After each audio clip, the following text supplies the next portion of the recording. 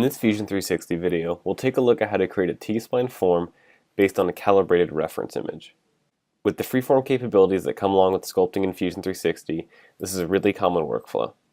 So let's get started by creating a blank design by navigating to the File menu and selecting New Design. And we'll start by inserting our canvas.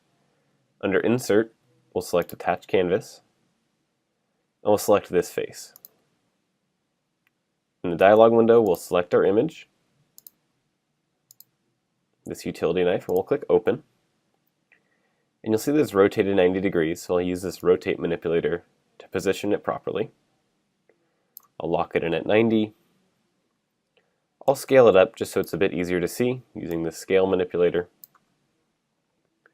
And next, I'll drop the opacity down. I'll drop it down to 85, and I'll check the box for display through so that when we're sculpting our T-spline form, we can always see the canvas.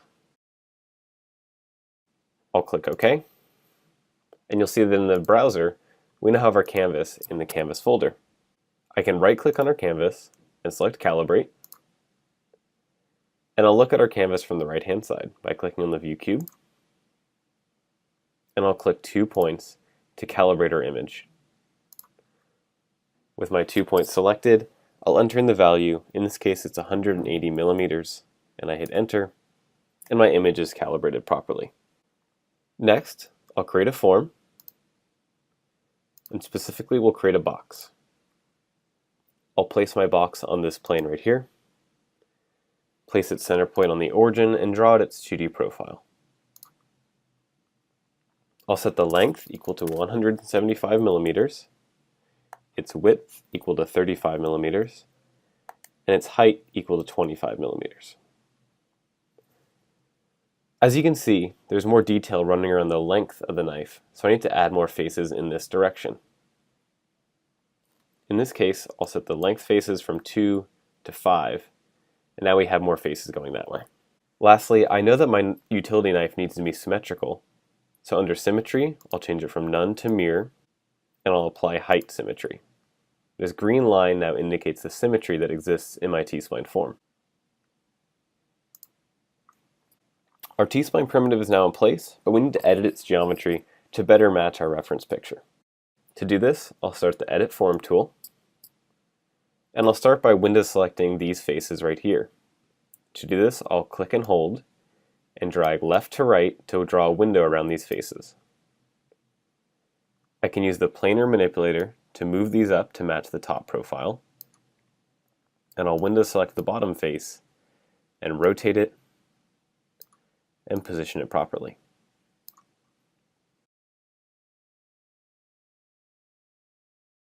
Using the same method, I can freehand manipulate my form until it's in place. I can move individual faces or edges, whatever I want.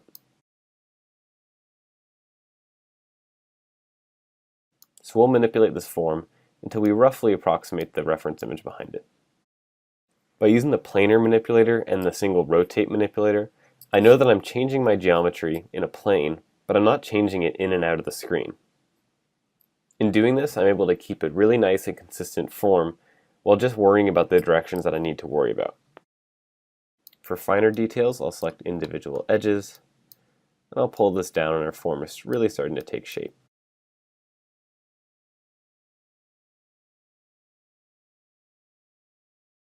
To add more detail, we need to insert an edge into our T-spline form. Holding Shift, I'll select these two edges, and under Modify, I'll choose Insert Edge. Here I'll position the edge to the right-hand side, right about in the middle, so negative 0.5. I'll click OK, and our edge will be inserted. I'll do the same thing to add an additional edge in the back down here. Under Modify, I'll choose Insert Edge, and I'll drag it to the right about in the middle, negative 0.5. I could enter it into the dialog window if I want, and I'll click OK. Next, using the Edit Form tool and the same planar manipulator and rotate manipulators, I'll position my geometry closely match the reference image behind it. As you can see, my form has changed a little bit, so I need to do some pressing and pulling to get it into place, and you can spend as much or as little time as you want on this. I'm going to work my way around the form, grabbing edges and making sure that it lines up with my reference image. If it's not perfect, that's okay.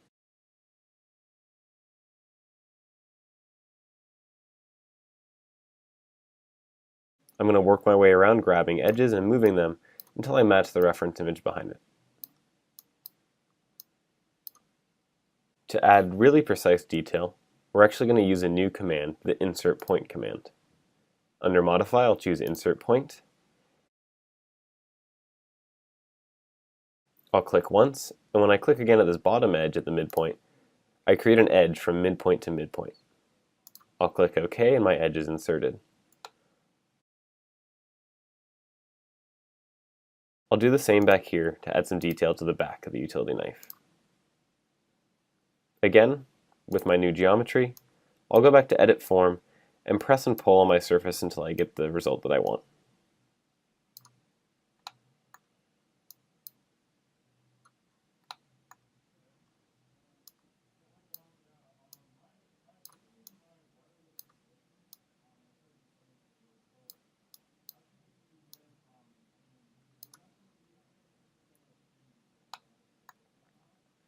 I can also view my utility knife from any view I want to sculpt in any details I want along the side.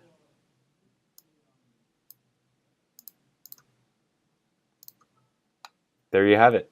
That's how you sculpt a T-spline form based on a reference image in Fusion 360.